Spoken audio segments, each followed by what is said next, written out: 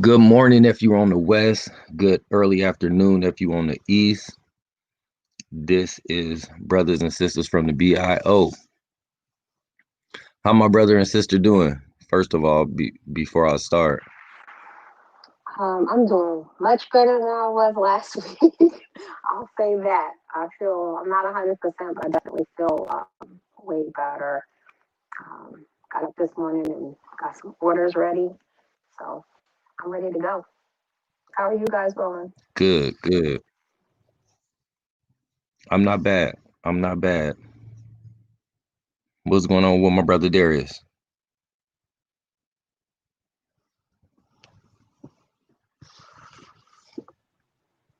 Darius said he is I can doing hear. moving in his apartment, so he's getting himself situated right now. He put it in the chat. All right, Darius, we're gonna need to get that mic working because I can't hear you, Right now, sir. I guess it's And I really chilly want a to little hear. bit. I really want to hear what you got to say, sir.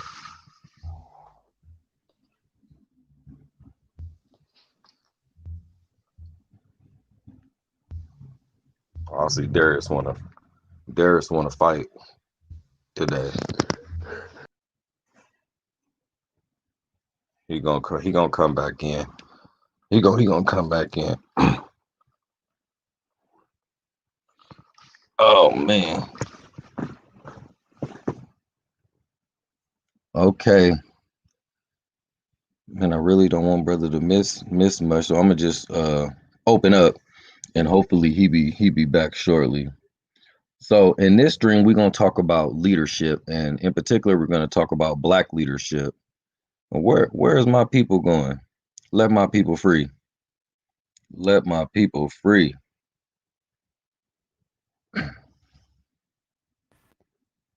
Okay, come on. All Is right, my mic better now? your mic is so much better now. I like the name change too. All right, I was just about to get started. Y'all don't be doing me like that, y'all. I like to talk, but I don't want to be in here by myself. Now I feel lonely. Listen, when you're in my situation right now, you not listen. You trying to make everything work. I'm just trying to make everything work because my room looks like a tornado just ran through.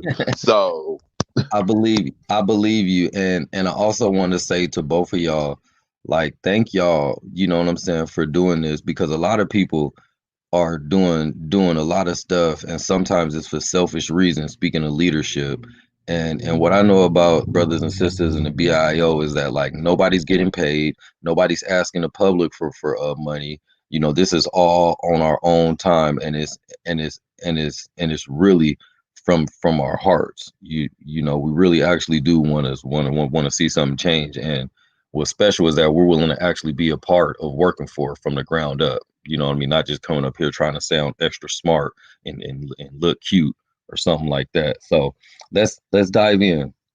In this stream, we're going to address questions pertaining to Black leadership and the current state of Black leadership. Sister Salima, you better stop playing with me. I seen you disappeared again. Now, if you come into the chat room, post your excuse me, post your questions, and we'll address the questions after we address the few questions that we have on Black leadership. So diving right into it like we do. The first question is, and I'm going to start this off with Sister Salima if she's on and comfortable. Can any and everybody be a leader?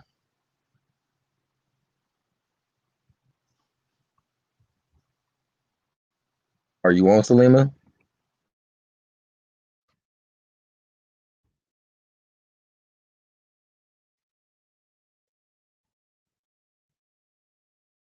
All right, Jabari, go ahead and take that one. Salima probably having some difficulties too. my answer to that is yes, because it all depends on the type of leadership structure.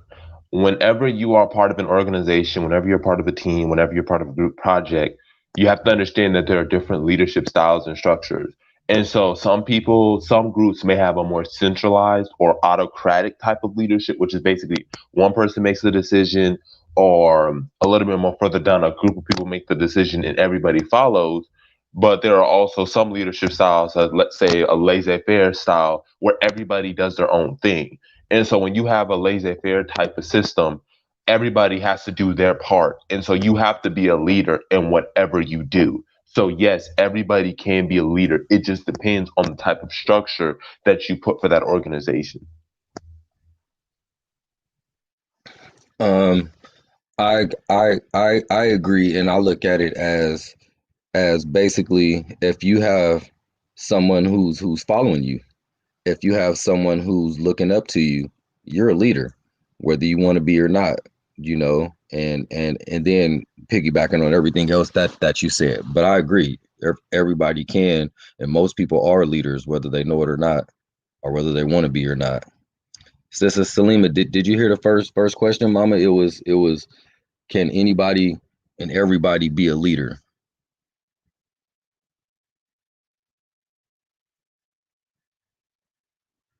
You on mute now, sis.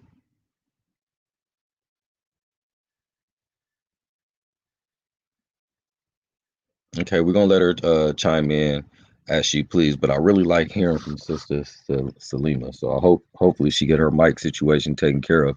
And again, people in the chat room, as we go, I'm sure some stuff gonna come up on leadership or anything, and y'all type y'all questions in, and we'll make sure that we address them after we address the questions that we have.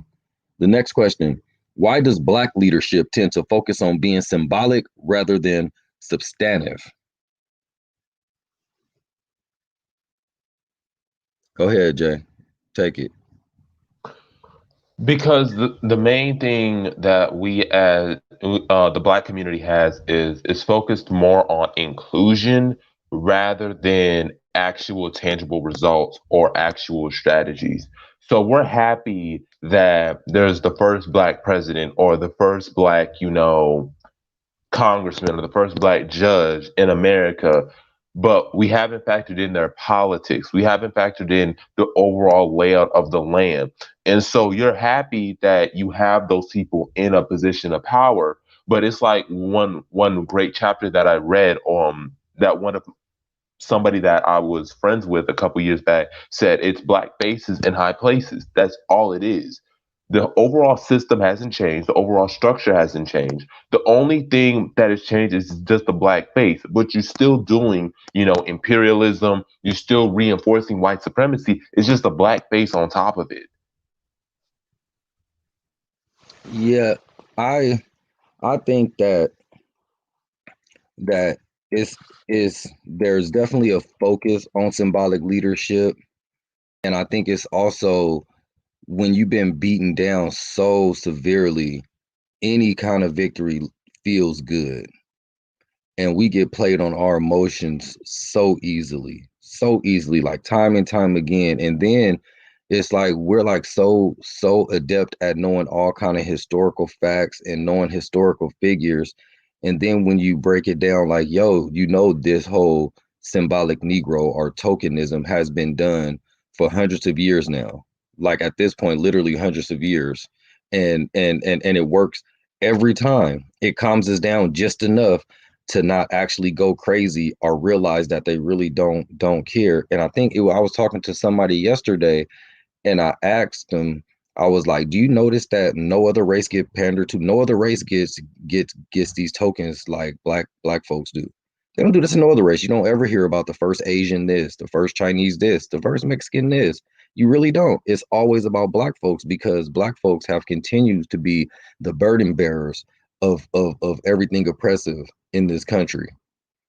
So when we do see something that seems good, it's like, see, all of us ain't criminals. See, all of us don't get killed by the police. See, like we can do it. We can do it. But that we can is basically broken down as we can be white. We can be close to white people. We can be successful. So yeah. Sister Salima, once your mic is working, just say something so we could know that you in here and could talk. But yeah, that's a great question to adjust to address. Excuse me. And since we're on that topic, one of the failures of Black leadership in particular is that you have to have a vision and you have to have an agenda. And a lot of the leaders that are the so-called leaders, I'm going to say so-called leaders, or we can call them as leadership class or misleaders, is that they just talk a good game, but they don't give a vision. And one of the things that really rubbed me the wrong way was I saw a video yesterday, and he was like, Joe Biden's first day is the reason why 2/3 of us are not going to make it. And I had a huge problem with that because you're complaining that Black people are not unified and you're getting frustrated, but you don't have a vision. It's not good enough to say Black people should unify. You have to give people a vision. You have to give people an agenda. And one of the things of leadership, if you know, because I have a book, it was Leadership for Students, and I was reading it in South Africa, although I had it years back, was you have to have a vision, you have to have core values, but also, this is on a more personal level. There's something called SMART goals. And if you've ever heard of SMART goals, it's called specific, Yes, sir. measurable, attainable, realistic, and timetable wise. It has to be that. And we don't have that. We just have people saying vague stuff instead of actually giving people an actual agenda, actual SMART goals, and an actual vision. Man, it's some great comments going on in here right now, and I love it. But I'm gonna disagree with you, Jabari, about not having a vision. There is a vision. The vision is that we can do it. The vision is that we need to get more Black people in places in high positions. The vision is we can have a great and equal nation. That's the vision. So obviously I'm agreeing with you. I'm just saying I'm disagreeing with you because there is a vision, and that's what's keep on getting sold to us. And the cold part about it is that we keep just lapping it up. We keep lapping it up like a like a dog lapping up some water, and it's not changing. And I think we're gonna get into, I don't want to get into later questions because the more we talk about this, the more we're gonna get into later questions. But I love how Sister Black Yard talked about how we look to the world. And I don't think we understand how we look to the world. Like, I don't know how I could look outside of myself and even outside of our people, and then look and have a level of self-awareness to look at us as a people and say, how the hell do you think we look like to the world, man? Like, straight up, continually just getting beat down and continually staying and complaining about this stuff without doing anything ourselves to change it. Because voting is not doing something ourselves. Having a vice president, having a president, that's not doing something ourselves. Not really. Okay, let me go to the next question before I keep on going.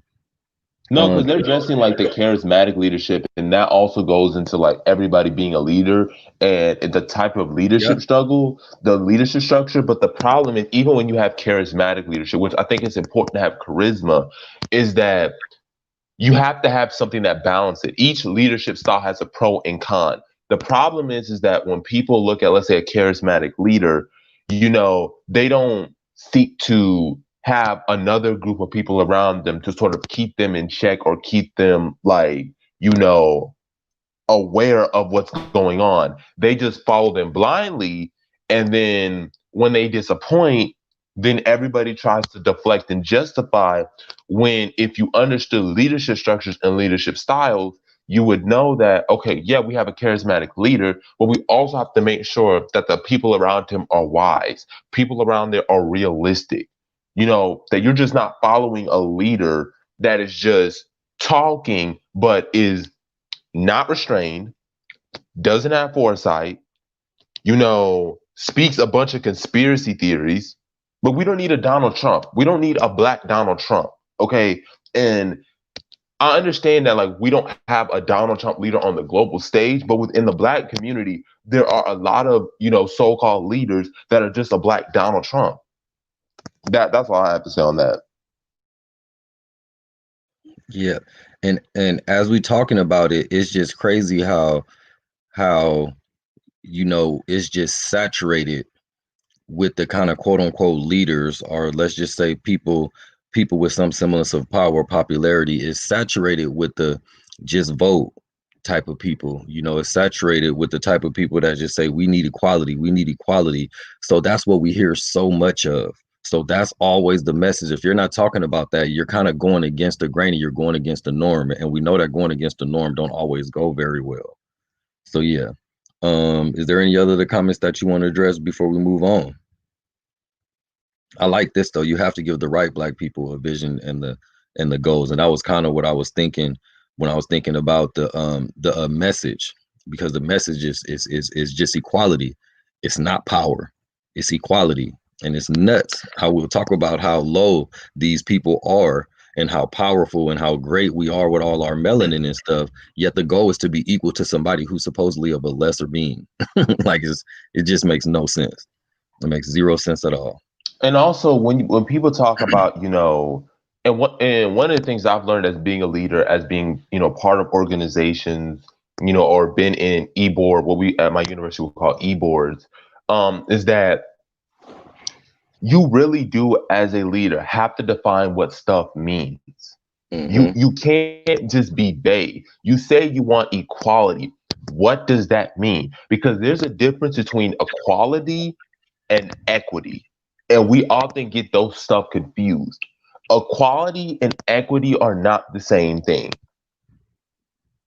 Okay? If you say that we need this stuff in order for us to be successful or in order for us to get society, you're asking for equity. You're not asking for equality. Equality means everybody gets the same thing. Equity means that you do it based on proportion, based on needs, but we don't define stuff and what does that mean? Instead, it's just a buzzword. We want equality. What does that even mean? Because last time I checked the dictionary, what y'all asking for ain't equality, it's something called equity. So what are y'all talking about? At this point, it's just a talking point. It's just a talking point. But look at this question by Baruti. I'll address it first. So, if more intense integration efforts are the leadership tilled by blacks, why isn't the Pan-African paradigm given bold hype and props given the former vision has continuous flaws, flops, and failures? That's something. It was actually Big Brother Hollip who had mentioned that a while back, and he was talking about taking accountability, and he was talking about how the people, the people who've been pressing this equality message for all these years need to take accountability because it's failed, and that's just the truth. It is a failing philosophy.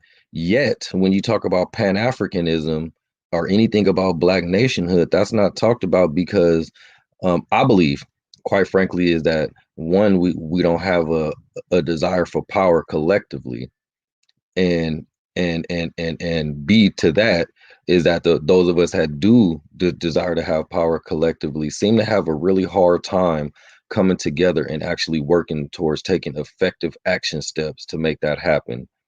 And then B, Pan-Africanism is just unattractive to Black folks. Let's just be real. We don't really want to come together and work together. Really, really. Not really, really. We really don't want to just be around Black people. Not really, really. like I straight up. actually, that is one thing I'm going to say I absolutely disagree with. Go ahead. The reason why I disagree with that is because one of the first things in leadership that you do is you have to, first of all, tell people who you admire. Like, where do you get your inspiration from? And when you talk to a lot of Pan Africanists, they bring up people who have mixed ideologies, and that creates confusion. If you are somebody who's advocating for Black nationhood, I don't need you here. I don't need you to bring me up Martin Luther King or Frederick Douglass, people who were against nationhood, and talk about these people were Black liberation folks, because you're contradicting your message. So you're saying we need Black liberation and we need to do it ourselves. We need our own, but you're modeling yourself or you're getting inspiration from two people that would have utterly opposed you had they been alive.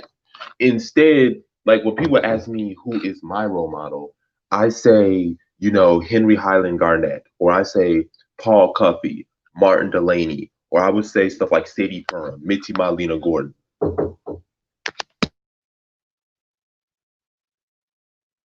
Good word. Good word. Good word. It sounded like the brother had a knock on the door.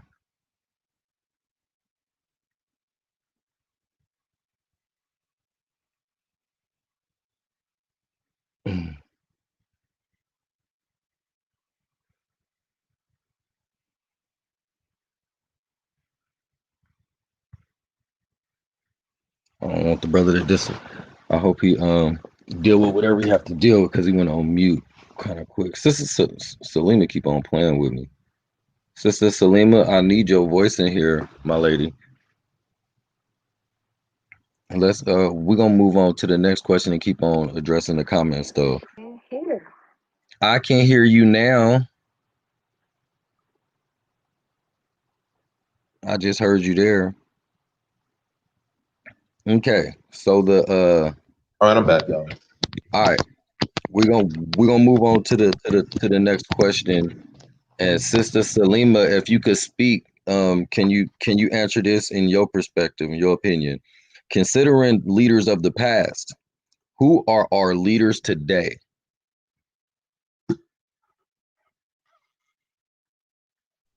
We don't have any. Oh, you're talking about Sister Lima. My bad. I'm so sorry. It's okay. She having a mic problem or something. She go ahead. Go ahead. I know if she on, she could hear us. So go ahead. You can address it first. Yeah, we don't have any because our historical leaders, they were advocating going back to Africa on a consistent basis. They did their whole lives on this. This was not just a trend-setting thing, Ghana's 2019 year of return, or something like that. These people were advocating for a return to Africa and Black nationhood their entire lives. And I brought up earlier Henry Highland Garnett. He spent his whole life trying to encourage Black people to go back to Africa. And he said that one of his final wishes was that he wanted to die in Africa or move to Liberia, even if it was only for 2 weeks. He only was there for 2 weeks before he died. But that was the true sincerity of what he was advocating for. These people put down their lives for this. An example I always bring up because it's my favorite country, Liberia, right? So when the settlers came to try to establish a nation, half of them died. People, they had malaria, they were starving, and they were constantly getting their settlements raided. But they still kept going because they truly believed what they were saying. They were believing what they were advocating for. And these leaders today are not truly believing in what they're advocating for. So they're telling us, oh, I might need to go to the continent or I might need to invest in the continent, but they're not spending their whole time, effort, and energy doing it. I agree with you that we don't have Big Brother Holla. You could chime in after I give my little spew on the leaders that we have today.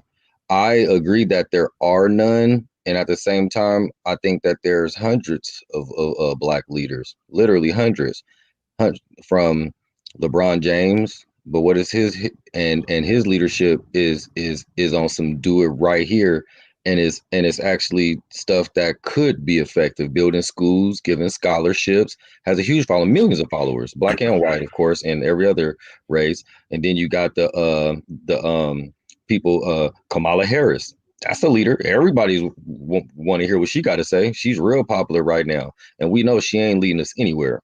Barack Obama, another politician. If this Negro was to say BIO one time, we'll have a nation state in 3 months. But again, they are not interested in anything except selling us the American dream.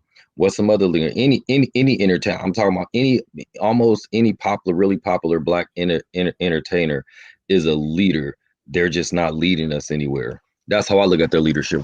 When it comes to Pan Africanism, we don't even have a Martin Luther King today. We don't even got a Martin Luther today, and that should be simple. Like, then yeah. So yeah, that's my take on the leadership. Anyone else want to address that question? Who are our leaders today, or anything?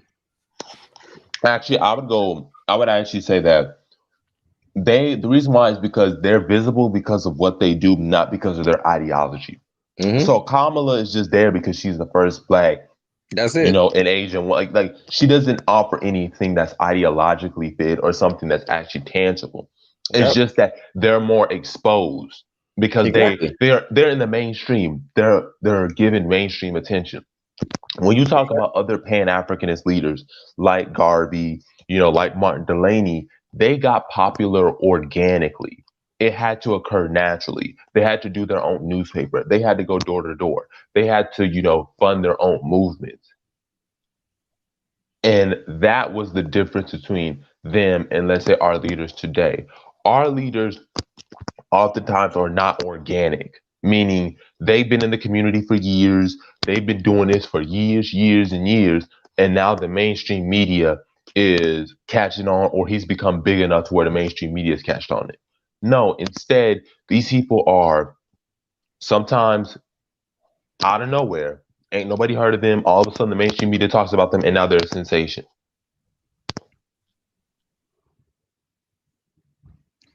Can y'all see the question on the screen? Yep. Can y'all hear me? Yes, sir.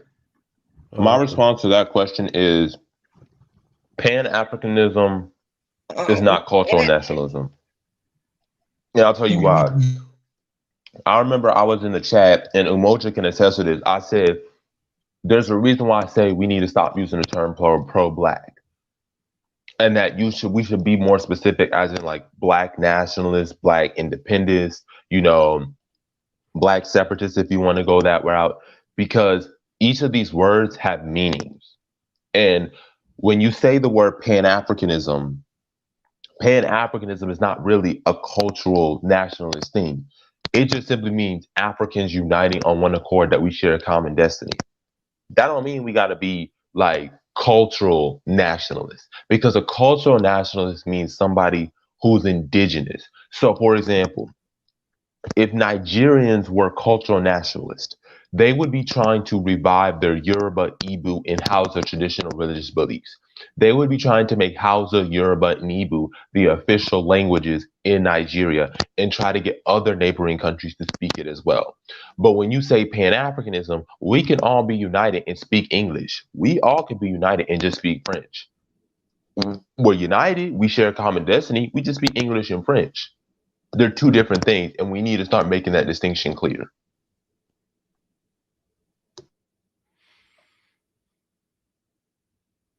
First, I just want to say peace to everybody.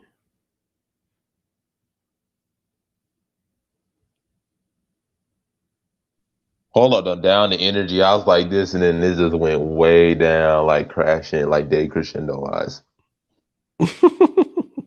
Did y'all hear me? Like, I don't know if anybody's hearing me. We can hear you. We can hear you. I said peace to everybody. I didn't hear anything. Peace with it. My mic was muted, sir. Okay.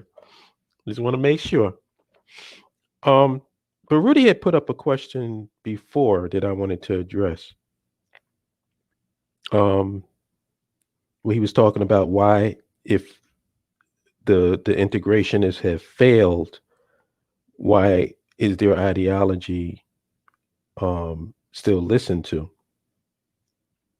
And I think my response to that is, if a tree falls in the woods and nobody's around to hear it, does it make a sound? They have the biggest microphone and they control the narrative. So that's the reason why. I mean, you can look at it in real time, actually. Like if I step outside of the nationalist thing and look at it politically in this country, Democrats have failed miserably for the last 2 election cycles, but they're actually like, doing an end zone dance right now. Everybody's acting as if they're not complete and utter failures and that they're actually successes.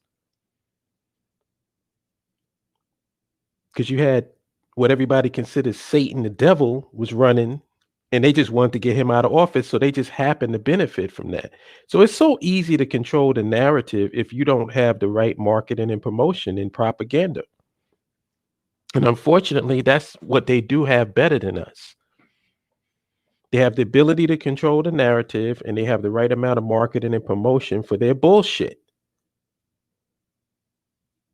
And I said this before. I mean, old school people who listen to me have heard this before, but it's like Black people are the only people I know of who don't feel that their interests should be put first above anybody else. It's like, I compare it to like a husband coming home to his wife and telling her, listen, honey, I know I got to pay the rent and I know I got to take care of the kids in the school, but my girlfriend is really struggling right now.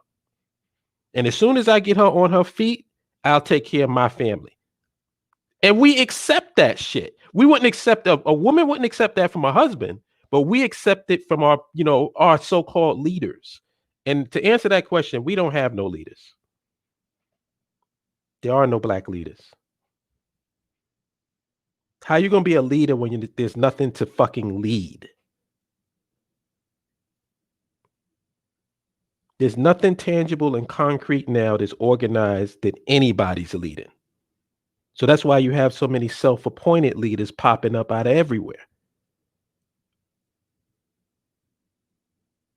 And it's so sad, man. Like, just looking at this election, I'm seeing people are celebrating because their politicians have on nice clothes.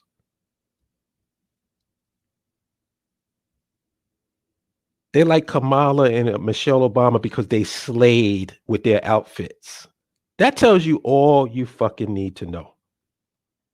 And as long as these people are controlling the narrative, we're not going to really make a whole lot of headway.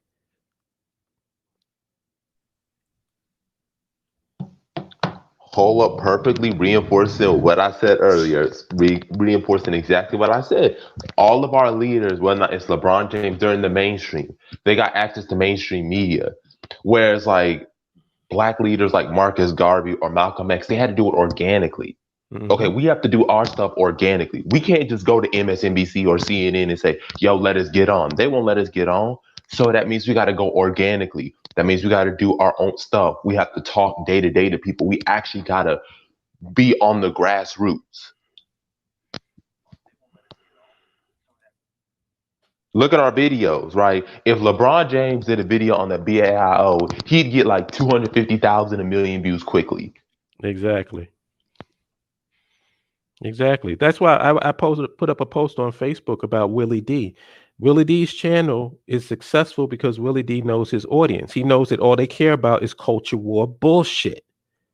So he supplies the demand and he's successful. And I say he's a lot more smarter than me because I'm going against the grain with my type of content. Nobody wants to hear anything about socioeconomic and political empowerment. They don't want to hear about that. What they want to hear about is some culture war bullshit about whether or not your pants should be past your butt or should it be at your waist, what complexion you are, swirling and all this dumb shit. That's what people are passionate about. That's what gets clicks and views. And the average person wants clicks and views. So that's why they go for the low-hanging fruit, because it's so easy to do. It's so easy to pump out. And it's the only thing that our people collectively seem to fucking care about.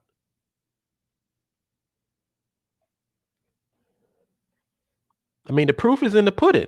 Compare Willie D's channel to the BAIO channel. Just compare it. Compare it to the amount of clicks and views and energy surrounding it. And I'm just using him as an example. I mean, he's not the only one. Hold up, let me add to that. Compare that to African Diaspora News Channel, because I watch this channel on a daily basis, right? They were talking about on the one video how 22 African Americans got Sierra Leonean citizenship. I kid you not, it only got 5,000 views. When he was talking about those two sisters that got kicked out of Bali because of the conflict with the Indonesians, it gets 50,000 views. Of course. It's fun because the problem is, it's like, and this is something just across the board. It's like one of the sources of my frustration is I'm an honest person and I just like things to be real and true and honest. And the problem is people are into bullshit dressed up as honesty so that they can get some other agenda or thing out of the so-called honesty that they're using. It's not for real. It's like people are not being honest with each other about what they want. Because to be honest with you, nobody wants anything having to do with intelligence, Nobody wants anything that having to do with knowledge, having to do with organization, having to do with any of this shit. People want dick and pussy bullshit. That type of shit is going to get you hundreds and thousands of views. So let's be honest about it. This is why I say, if I were to look at it from that perspective and try to win those people over, I'd be mad, frustrated, and would have dropped out a long time ago. So I came to the conclusion that our type of content is for a specific type of audience. We don't have mainstream broad appeal. It's for it's like narrow casting. So our goal should not be to try to win over mouth breathing morons, but try to connect with people of like mind who think like us, who are attracted to this type of content. That's the only solution. Because if you try to appeal to those other people, you're going to dumb your message down so much that it's going to be, what's the point of even preaching it? Because you would have abandoned all of your principles for clicks and views. Just like that. I'll go. So I just accept it for what it is. It's like, I know that my content is not for everybody. It's just not. And I can live with that. However, I will also go further with that too, and just say that people love drama. That's what gets viewed. People love that. Listen, It was like they were talking about a video. It was called WWE in Uganda Parliament, and when they were showing people fighting in the Uganda Parliament, it got 10 million views. People was you should see the comment section. People were excited about that. But if you give like a passionate speech, it's not more than 25,000 views. People love drama, and that's one of the things that makes our leadership style sort of not appealing to them, because we're not looking for drama. Leaders don't want drama. We don't want chaos. We don't want dysfunction. But the average person today thrives on controversy, thrives on dysfunction. Think about it. There are many politicians out there who don't believe what they say, but they say it. Why? To get attention, to stay relevant. If you want to get attention and stay relevant, just say something provocative. Yeah, I mean, it's easy. Like, if I wanted to have clicks and views, it would be so easy to do. Because all I have to really do is talk about the culture war bullshit. That's all.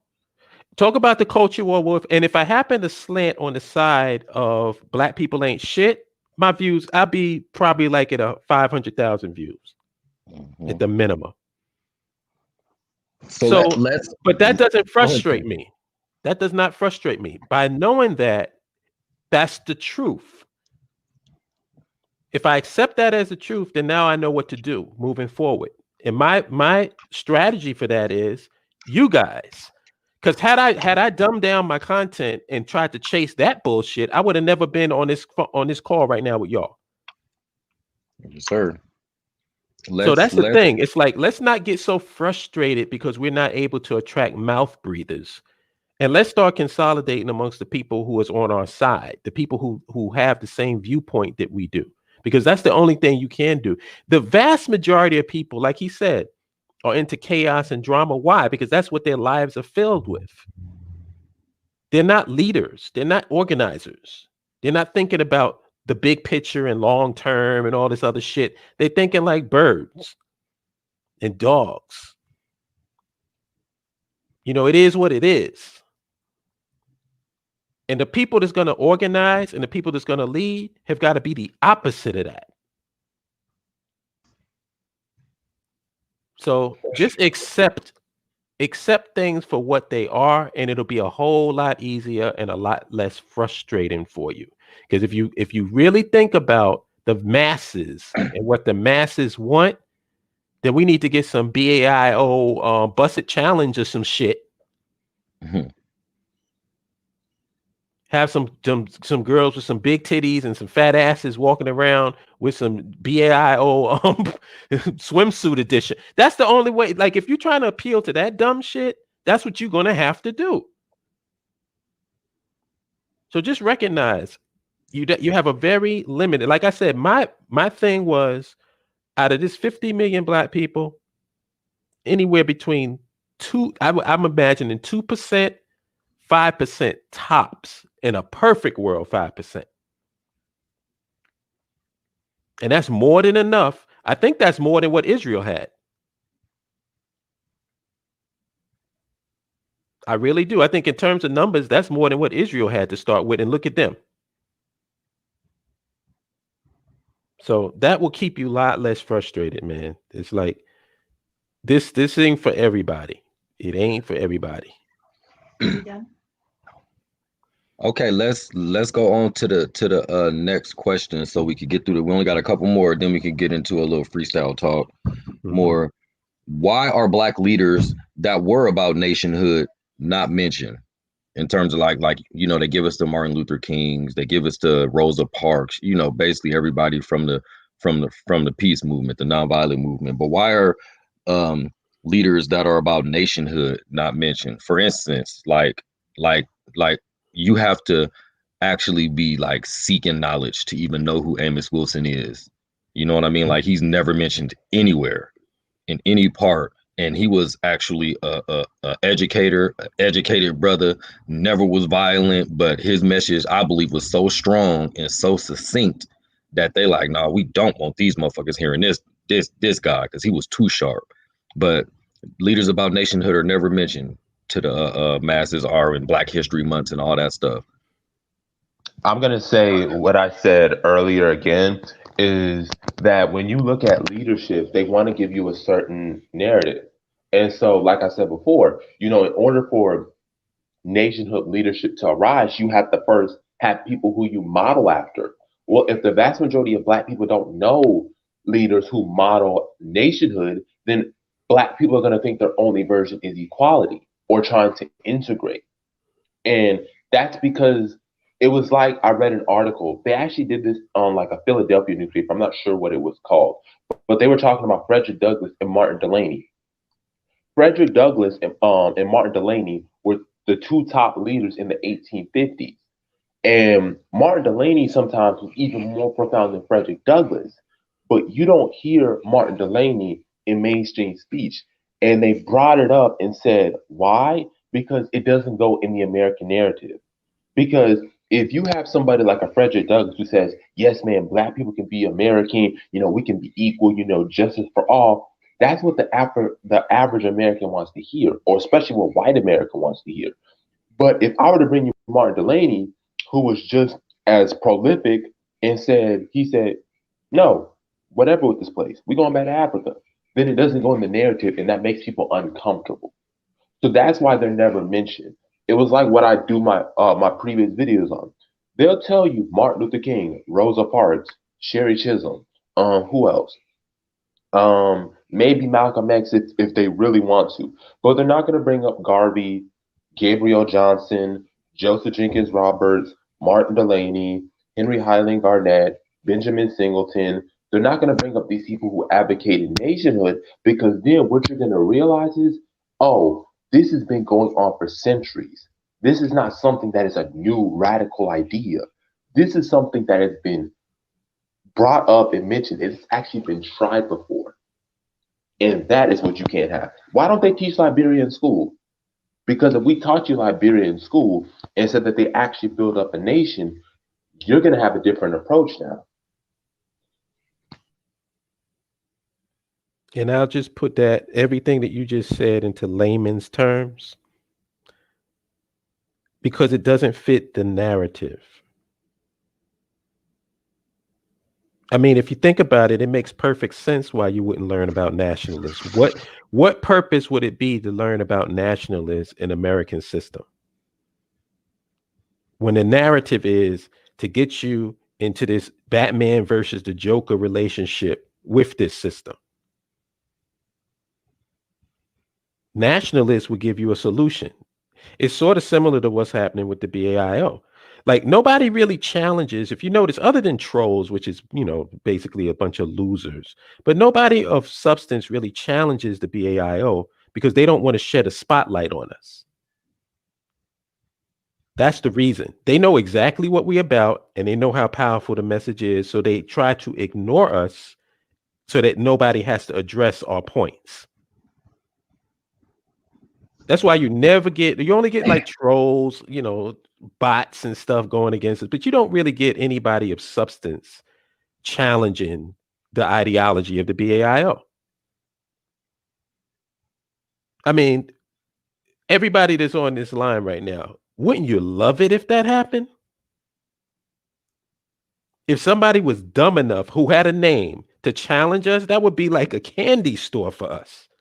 Because there is no challenge to it though. The only challenge will be, well, why y'all ain't in Africa now? Something like that. Some little straw man argument, just to some trolling argument. Yeah, There like I is said, there is no bro. logical argument against it. However, since we kind of on that topic, and this is the last question, and then we could close it by commenting in or answering, addressing comments. But who leads the BIO?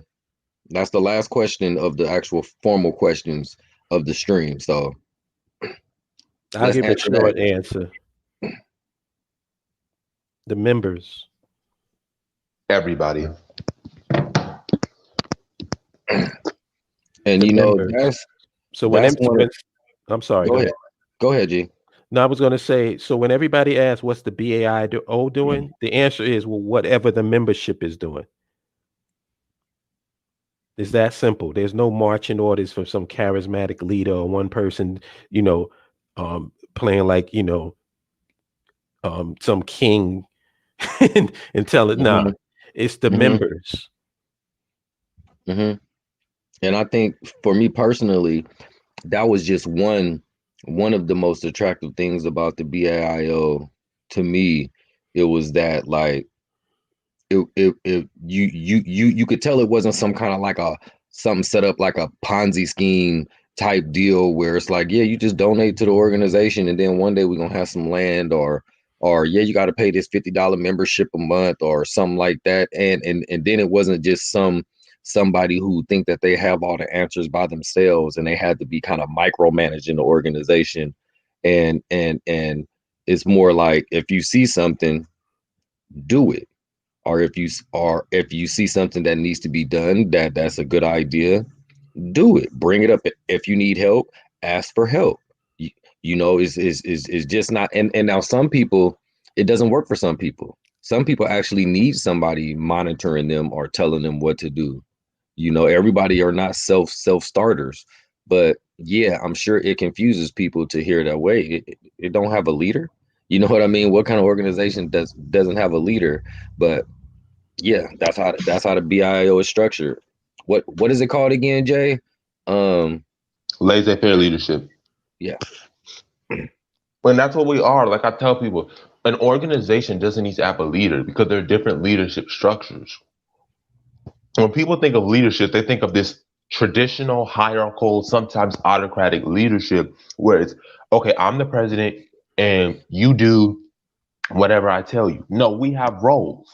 So we could, like me, I started a YouTube channel. If it wasn't for the BAO, I would have never started a leadership. I would never started a YouTube channel. But when I joined the BAO and I saw that other people were doing videos, just like the Sister Umoja Black y'all was doing, what Hulda was doing, I said, I have to get involved. I have to say something. I have this knowledge and I'm not saying anything.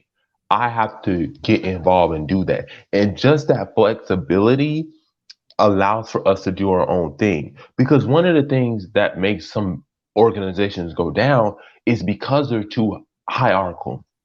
Mm-hmm. People don't mind leadership, but when you tell people, and they were talking about this in the book, that hold on, wait, I actually have it with me if I can find it.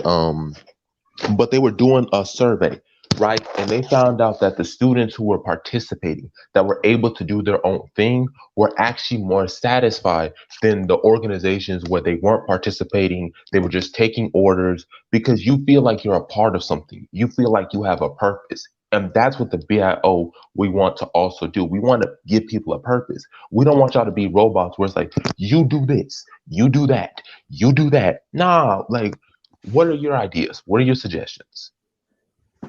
Yeah, and the way that they're structured, like take for instance, for example, if somebody's a graphic artist and they want to be involved in Nationhood, they can design BAIO graphics and whatever and submit it to the website. Nobody's giving any commands for anybody to do. You know what I'm saying? Like if you're whatever your skill set is, you can utilize your skill set to push the message of land infrastructure nationhood forward. Why do you need orders for that? Baruti has an excellent statement up here. Because Pan-African ideology needs to be marketed aesthetically, I kente cloth, etc. Beautiful imagery. Images capture the Black imagination.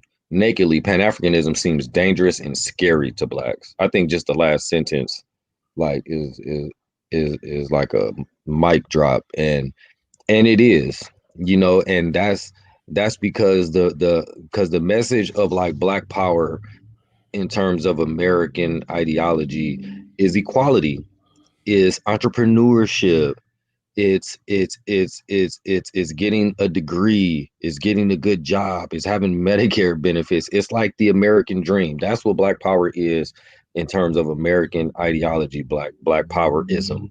When you are the dude who will wear dashikis and mean it though. You know what I mean? Wear your little African symbols or something like that and mean it, not just playing dress up for the cameras. It absolutely is scary to Black people. Like straight up, it is absolutely scary. Like, what is you doing? That's not what we do here. We're American. Where's your suit at? Where's your button down?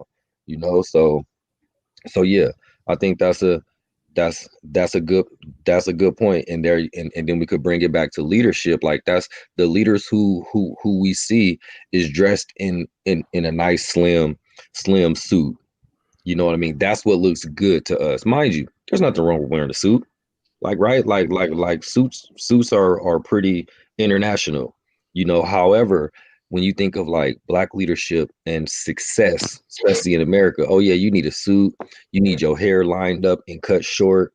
You damn well shouldn't have any locks or nothing like that unless you're a football player now, right? So yeah, Black, yeah, man, it's a cold game. It's a cold game. Personally, I do think that it needs to be marketed aesthetically, but when I think of aesthetics, I don't really think of clothing and stuff like that. What I think about is what is Pan-Africanism? What is Black nationalism? What is African-centered progressiveness? And I don't think of clothes when I think that. Yeah, And I'm I about to think say, that's what we need to concentrate on, the ideology. What is it that we're actually trying to do, and make it as simple that it could be understood from some kid that's 8 years old to an elder that's 80. yeah, like I said, like it's not what you say, it's how you say it. Like how you word things mean a lot, and you have to know your audience. And so if you're gonna talk to like the average Black person, you can't be bringing up sophisticated words like, oh, we are Afrocentric, Pan-Africanist, traditionalists, because they're gonna be confused. It's just like why in the Latino community, right? We say Latino community, but there were some people saying Latinx, and many Latinos had a problem with that because they said when you say Latinx, you're sounding academic. You're not speaking everyday language. You're sounding like an academic. Mm-hmm. The average person is not an academic. So you need to make it like as simple and appealing, imaginative. You have to be like imaginative. So say like, do you want your own system? Do you want to be able to control your own destiny? Do you want to be able to run your own schools, determine your standard of beauty, stuff that actually relates to people that can get people on target? Just saying, well, clothing, that don't really do nothing because I mean, you got people who wear dashikis and they are some of the staunchest Black Power American militant integrationists. Man, Exactly. I, That's my I, I I point. said I said in the chat a couple days ago, you can be pro-Black and be against nationhood. Like, Yeah. it's not an either or thing. And it gives the impression, it gives the presupposition that that's what you have to have, these aesthetics in terms of clothing and stuff like that, in order for you to be about nationhood and about Pan-Africanism, which is totally false. So I think that if you concentrate, like I said, keep it the KISS theory, keep it simple, stupid.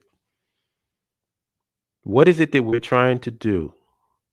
And how can that message be transmitted easily, understood by anybody? Because if we make it too, like you said, if it's too academic and too lofty, then people feel left out.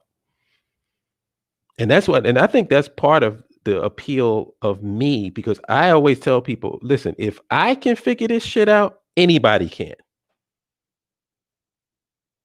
I'm not no scholar. I'm not no highly educated person. I just have some common sense. And I've listened to the people that do know this shit and came to the conclusion that we need our own shit. That don't sound like it's fuck. Do you have to be a scholar to come to that conclusion? Nope. If you're in your parents' house and you can't bring no girls or mate opposite sex by, and you can't eat what you want to eat or say what you want to say, at some point you're going to be like, well, damn, I think I'm old enough to get my own place. This was nice, mom and dad. Thanks for raising me. But I think I better go out here and try to make it on my own. Do you need to be a rocket science to come up with that? To come to that conclusion? That's the part of growing up, is that sense of self-determination and independence. You develop your own identity separate from your parents.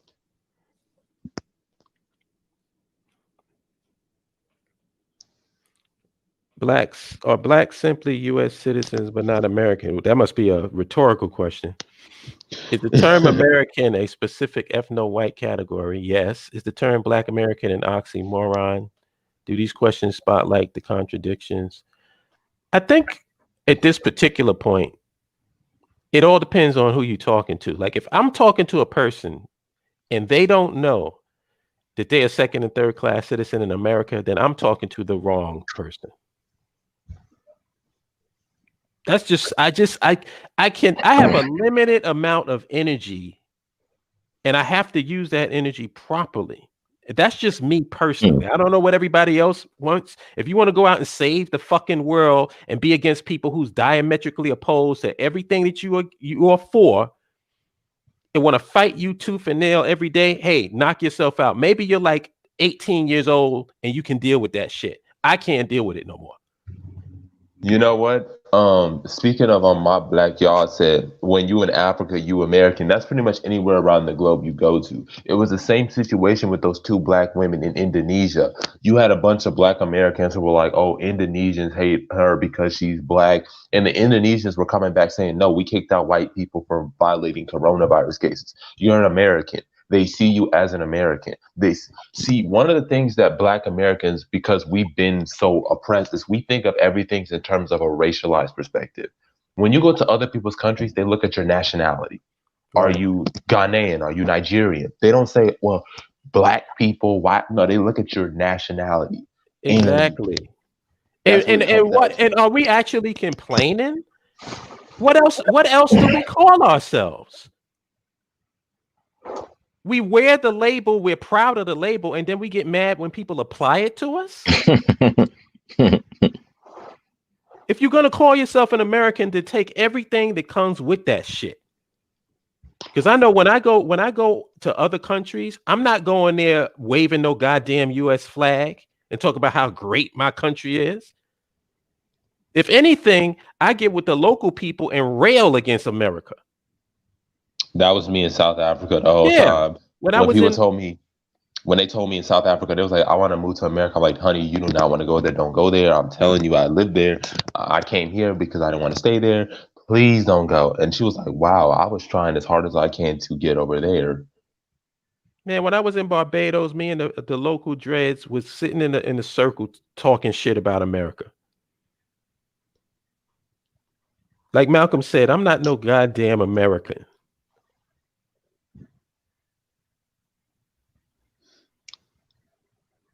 I'm not proud of this fucking country. And once my mom died here, that did it for me. My mom died in this country and never knew what it was like to be free. Fuck this country. And fuck anybody who got a problem with me saying fuck this country.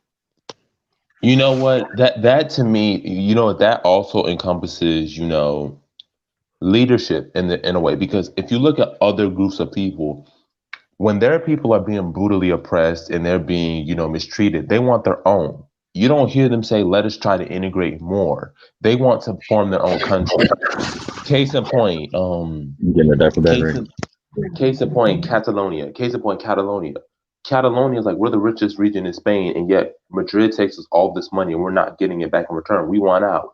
Or, Biafra in Nigeria, they're like, we want to succeed because the Nigerian government is not doing this thing, and we feel like we're better if we can do it ourselves, have our own. We feel like we'd be a richer society if we were able to control our own destiny. That's what other groups think. Other groups say, you know what? This country's not treating us well. It's not working in our favor. Maybe we need to consider going our own separate way. It's like a divorce. I see it like a divorce. When you're in a relationship with somebody, you don't tell them, well, see, if they're abusing me, that I need to show them how much I love them. You say, no, I need to get out of this. We might need to go our own separate ways. And there's nothing wrong with that. Go ahead. No, go ahead and finish your thought. Go ahead and finish your thought. Because we have this fear that, we shouldn't want to leave America. Well, America left Great Britain. America didn't stay with Great Britain and say, Great Britain, we love you. Let us just show you how British we are. The 13 colonies said, listen, no taxation without representation. We don't like how you're treating us, and we're going our own separate ways. So let's we've answered the questions, and so let's start it how we finished it, with just a slight twist. Where's on Selena? Leadership. She's been quiet the whole time. Her mic is messed up or something. I know, man. It really was frustrating because I really love having her voice, because she got a real strong voice for the sisters in the BAIO. That's your favorite. Exactly. I don't need you hating, man. We're trying to keep this peaceful, sir. We're trying to keep this peaceful. Dang it. But in all seriousness, though, to end this on, see now my baby coming in the room. Yeah, we're gonna have to wrap it up. Hang on. How can the BAIO be more visible leaders? Are actually, like, we know within our own ranks, like, it's solid. Like, obviously, like, I'm very proud to be a part of the BAIO. How can the BAIO become the leaders that is supposed to be? Because I believe that and it's like it's no savior complex kind of deal that's going on. We actually see we are more progressive thinkers. We are more people who have vision and actually have a heart for this stuff. So how can we express that in a way that people who are doing the same thing, are interested in doing this, can jump on board? Because sadly, it's more and more looking like we just gonna have to get the hell on and then be in our whatever countries we at on the continent and do the work, because these people in America is kind of stuck. Let's be honest. So how can we be that leadership model ourselves, and then we gonna close. Well, all right, so can I feel that? Yeah, you can. Ask not what your nation can do for you. Ask what you can do for your nation. And I'm going to give some personal advice in relationship to that. I'm no different than anybody else. I'm just as frustrated by the ignorance and the lack of leadership, the lack of vision, the lack of purpose, and all of this stuff. Now, I can either put that on my shoulders and drive myself to an early grave, or I can try to do the best that I can with what I have and to bring my talents and my skill set into the mix to try to promote this thing in the best way that I can. And so that's what my suggestion is. If you have a skill or a passion, apply that skill and that passion to the BAIO and help push this message forward for land, infrastructure, and nationhood. Because the only way you're going to get a nation is if you have people.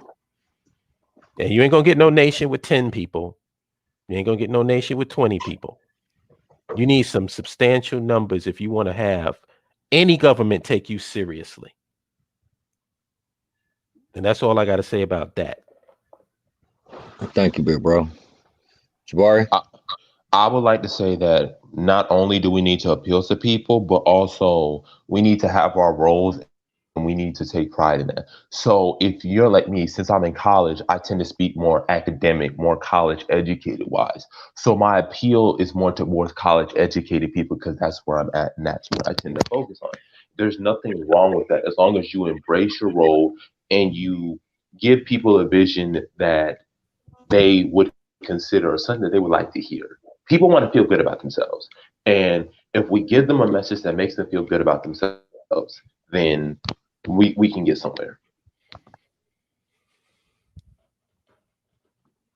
I think that the most effective way is that if the people who are those of us in the organization who are already on the continent are pressing the issue, like if they in good places with decent service, they're doing videos talking about their experience, their good and bad, and just letting them know how important it is to, one, be away from America, and two, to have other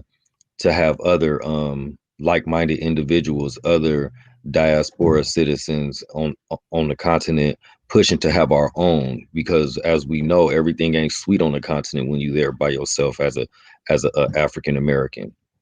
So I think that's the most effective, because people here, the culture here is just so fucked up. Let's just be straight up about it. The culture here is so fucked up that these people would just rather just nitpick and laugh and act like this shit is a game. Why are people dying? And that's just, yeah, and none of us have time for that.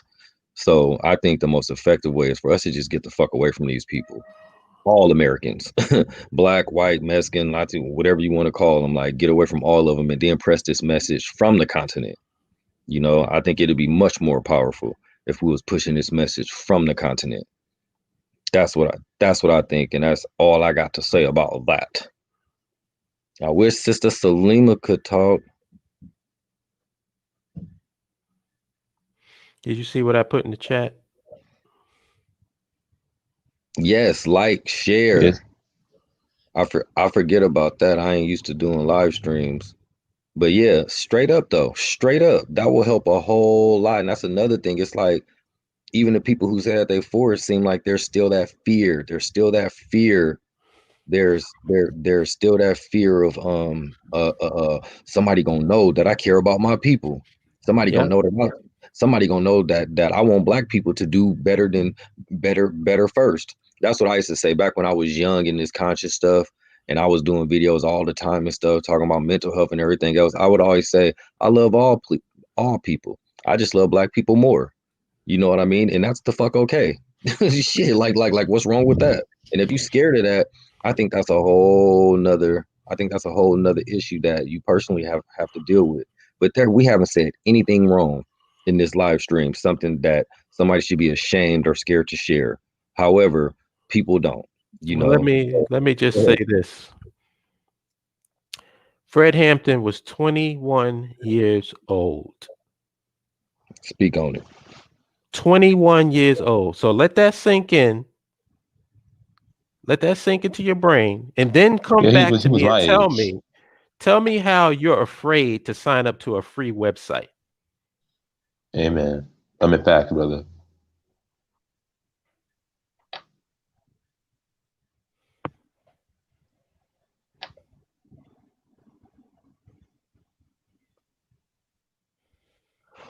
All right, y'all. I got an idea from after doing this one, but I'll bring that into one of our chat rooms. I got to get ready, get my baby to the babysitter. I got to handle some business today. I love y'all so much, man, and y'all keep me encouraged so much. Straight up, y'all keep me encouraged. Listen. This is my suggestion. Everybody in the BAIO play the lottery. I got a feeling the ancestors is telling me that somebody's gonna win, and we gonna be able to do something like immediately. Straight up, man. Something got to give, cause yeah, I'm not feeling it. But yeah, that's all I got. That's all I got, man. Thank y'all. This was a really good topic, a powerful topic. We could have talked for hours doing this, and I really wish I had the time, really, but I actually gotta go. and I don't know if I could stay on. Nah, Being no a problem, man. I think we covered everything we needed to. Like I said, All we'll right. have do. plenty of Sundays to get Yes, sir. deeper into it. Yes, sir. Yes, sir. All right, y'all. And Sister Salima, we fighting. You still my favorite, but dang it, I didn't even get to hear your voice, just a little bit. So we're gonna have to figure that out. I hope you all right. I know you just coming off the little procedure, so I hope you all right. Everybody in the chat room, thank y'all. Y'all participation means everything. World Eater Recordings. Sorry you came in late, but we already an hour and 10 minutes in, so we done. All right, y'all. My black your eye, you know I love you, sis. I don't want you to be googly eye and hollip either. Damn it. We're gonna have to talk about that. We're gonna have to talk about that later. We're gonna have to talk about that later. But Damn, love how y'all. many favorites you got? You worried about the wrong thing. What you need to understand, brother, is that sometimes you have to just stay in your lane, brother. Oh my God. You got anything to say in closing? Anybody? I'm completely done. Once the last person talk, I'm gonna just end the broadcast. Do anybody got anything to say? I'm done. Love every one of y'all. Let's keep on moving. We got a future bright for us. Let's keep the move going on. All right. All right. Peace. Peace. Peace.